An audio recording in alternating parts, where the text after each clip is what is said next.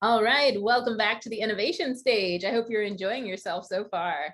Our next speaker is Gorkem Sevinc. He is a founder and CEO at Qualytics. Please join me in welcoming him to our virtual stage. Hello, everybody. My name is Gorkem Sevinc. Thank you, Patrico, for the introduction. And today I'm going to be talking to you about my company, Qualytics. I'm the founder and CEO. And our goal at Qualytics is to improve the quality of enterprise decision-making with real-time data surveillance. We start that by helping improve the quality of the data that enterprises look at, with the ultimate goal of increasing the quality of the decisions that are being made. And we do that with real-time data surveillance. So let's dive a little bit deeper into what we mean by poor quality data and why we started the company. Anywhere from the office manager to the CEO, in any kind of enterprise, any kind of business, we see that we make hundreds of decisions every single day. Those decisions often come from data systems. We're using our CRM systems, we're using our internal systems, external systems, and we're making tons and tons of decisions every single day. And guess what? If you have bad data in those systems, you're making bad decisions.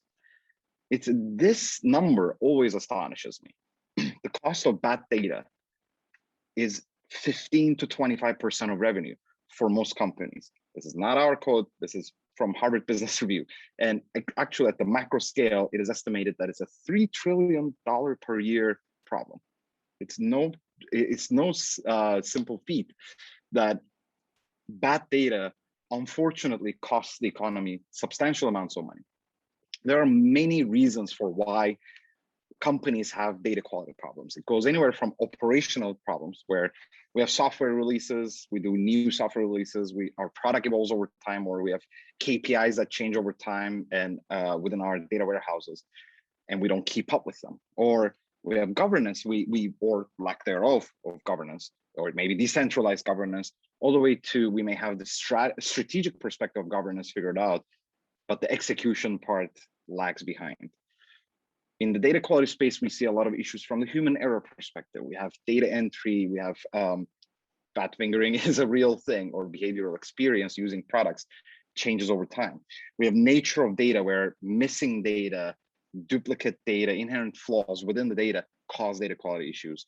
And lastly, I'd like to highlight technical and third-party system issues. We have hundreds, if not thousands, of disparate systems within our enterprises. Those may be SaaS, or they may be proprietary. We may have limited control over that data. And often we have to trust that data by default.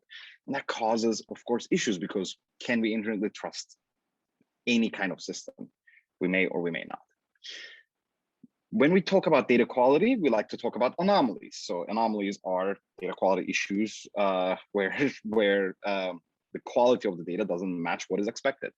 And we believe at Qualytics that not all anomalies are created equal. Surfacing those anomalies is really important, so that we understand with situational awareness of where a company and enterprise is, and then we can start doing something about those data quality issues. At Qualytics, we have solved this data quality problem. And we do that by starting what we like to call the Qualytics 8. These are the 8 categories in which we assess data for its quality. We start with anywhere from completeness, where availability of required data attributes is looked at, to coverage, required data records are available, all the way to conformity, to consistency, accuracy, duplication, and timeliness of the data. These are 7 qualitative measures that we like to look at. We also look at the quantitative measures, and specifically volumetrics. I always like to give an example. If we have an external data system that is sending data within our data pipelines, and the number of records that is expected over time, for example, on the first Monday of the month, is a certain amount, we like to look at the shape and pattern of that data, and how whether we are getting the right amount of data at the right time.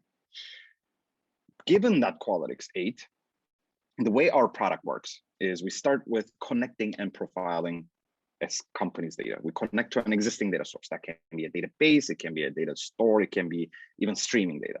And we profile and analyze that data to generate our metadata. Using that metadata, we use our inference engine, that uses machine learning methods and algorithms to infer rules, infer data quality rules, what we like to call checks. And we also give the capability for our customers to author their own rules based on the metadata that they see.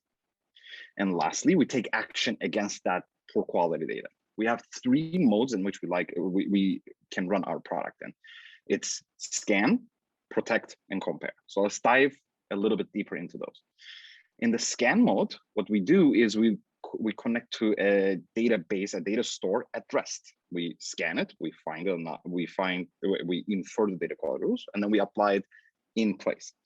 So we highlight the historic data that is anomalous. And in the second mode that we have, which is protect, we actually are part of the data stream. And before the data is actually parked in the eventual target, we pull the anomalous records out of that stream and hold on to those. We may drop those records, or you may actually fix them and then introduce them back into the stream to go to its eventual destination. A good example of that is, let's say that we have an ELT process that is going from a Salesforce or something like Salesforce, a CRM system, to a Snowflake, for instance. That can be our source and target. We can be right in the middle of that. Or you may be using Fivetran as your ELT system. We can be right smack in the middle of that. Or you may be using BigQuery and Databricks. We can connect our system, what we like to call our data firewall, into multiple spots within that data pipeline. What that protect mode looks like is what you're seeing in your screen. Just a quick screenshot to show you that we start with some of the higher level metrics, how many records we have quarantined versus how many anomalies we have caught. We can look into those anomalies, which ones have been quarantined in protect, or they may be critical in a scan, but we haven't, there is nothing to quarantine because it's at rest. And we can go into double click into the data quality rules that have actually triggered that anomaly.